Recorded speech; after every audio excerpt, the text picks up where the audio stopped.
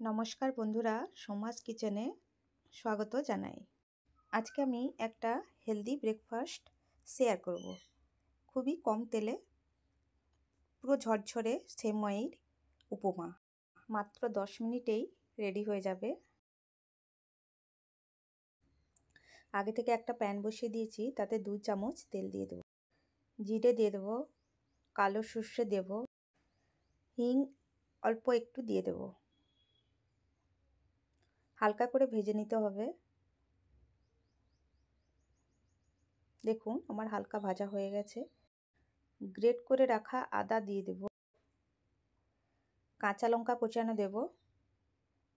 বাচ্চাদের জন্য বানালে এটা স্কিপ করতে পারেন, একটু হালকা করে ভেজে নিতে হবে। কারি পাতা কিছুটা দিয়ে দেব। এবার একে একে সবজি দিয়ে দেব। গাজর কুচানো দিয়ে দেব, বিনস কোচানো দিয়ে দেব, ক্যাপসিকাম কোচানো দিয়ে দেব, অল্প মটরশুঁটি দিয়ে দেব। ভালো করে সবজিগুলো মিশিয়ে নেব।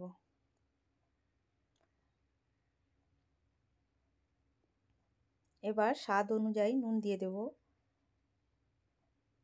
হলুদের গুঁড়ো দেব, লঙ্কার গুঁড়ো দেব, ধনে পাউডার দেব, অল্প একটু গরম মশলার পাউডার দেব, দিয়ে ভালো করে মিশিয়ে নেব। যারা মিষ্টি সেমাই খেতে পছন্দ করেন না তাদের জন্য খুবই সুন্দর একটা রেসিপি। কুচিয়ে রাখা 2টো টমেটো দিয়ে দেব, মিশিয়ে নেব ভালো করে। এবার ঢাকা দিয়ে 4 থেকে 5 মিনিট পর্যন্ত লো ফ্লেমে কুক করে নিতে। সবজি মোটামুটি 50% কুক হয়ে গেছে। আমি 1 কাপ ভাজা সেমাই নিয়েছি। আপনার কাছে যদি ভাজা সেমাই না থাকে আপনি নর্মাল সেমাইকে হালকা আঁচে ভেজে নেবেন। 1 কাপ সেমাইয়ের জন্য 1 কাপ জল একদমই পারফেক্ট। ঝরঝরে সেমাই তৈরি হবে।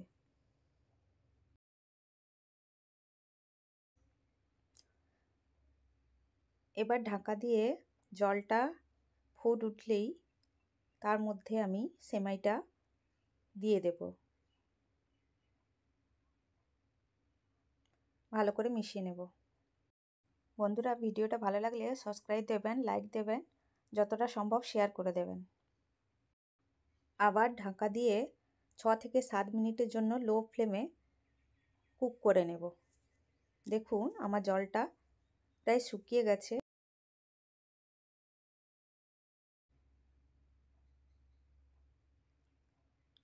এবার ফ্লেমটা অফ করে দেব।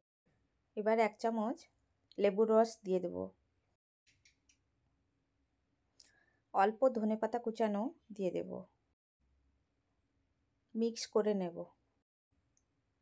তারপর এটাকে 5 মিনিটের জন্য ঢাকা দিয়ে রেখে দেব। ঢাকা দেওয়ার কারণে সেমাইটা খুবই নরম হবে আর ঝরঝরে হয়ে যাবে। দেখুন বন্ধুরা কত সুন্দর ঝরঝরে হয়ে গেছে।